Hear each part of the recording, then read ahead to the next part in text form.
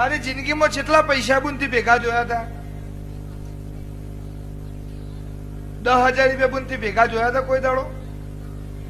જે દાડો મારો બહુ જીગર ઓના ઘેર ધૂણવા ગયો, આ બુન એવું બોલી, બુઓજી હા ને મારા ઘેર આવું, મારા ઘેર બુઓજી હા ના આવું. હું ચહેરે એવું બોલી હું તાર ઘેર આવી. મારો બહુ એના ઘેર જોયો એટલે એના ઘરનો પતરો તૂટી ગયેલો હતો, નળિયો વાળું ઘર હતું, એમાંથી પાણી પડતું હતું, મેણિયું ઢોક્યું હતું બુને. એક બાદ નો ઓણ તૂટી ગયેલી ડોણીમાં મારો બહુ જઈને બેઠો એટલે બુન એવું બોલી કે માં મારા જોડે બંગલો નહીં, તને બેહાડવાની સગવડ મારા જોડે નથી, અને મારા ઘેર ચા મેળવા માટે દૂધનો રેત છે નહીં. એ દાડો મારી ચહેર ને હું બહુ એવું બોલી શકતી નહીં, તારી હોય એવું ના હાલું તો મારું નમ્ર મારી માતા નહીં કે મારા દૂધ ખાવા નહીં. મેં કીધું 40 ઉભી છે, 40 માંથી તને ગમે એટલી લઈ જા, 1 રૂપિયો તારો લેવાનો નહીં, બુવાના બાપની ગાયો છે નહીં, 40 બી છે, 40 માંથી તને ગમે એટલી લઈ જા.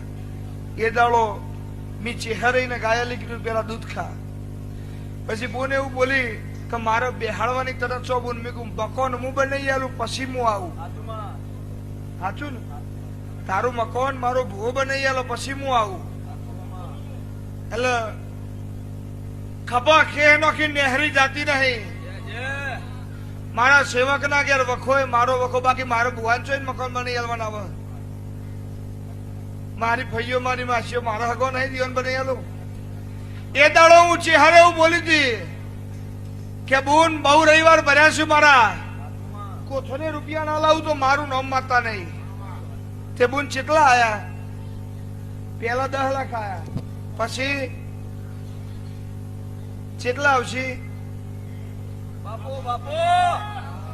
10 લાખ રૂપિયા ટોકન લઈ અને હજુ 5 કરોડ રૂપિયા આવવાના છે. જેને એની જિંદગીમાં 10,000 રૂપિયા ભેગા નતા બાળ્યા, એટલે એની હું માતા છું યાર. હું રોક માતા નહીં, હું મરદ ની માતા છું.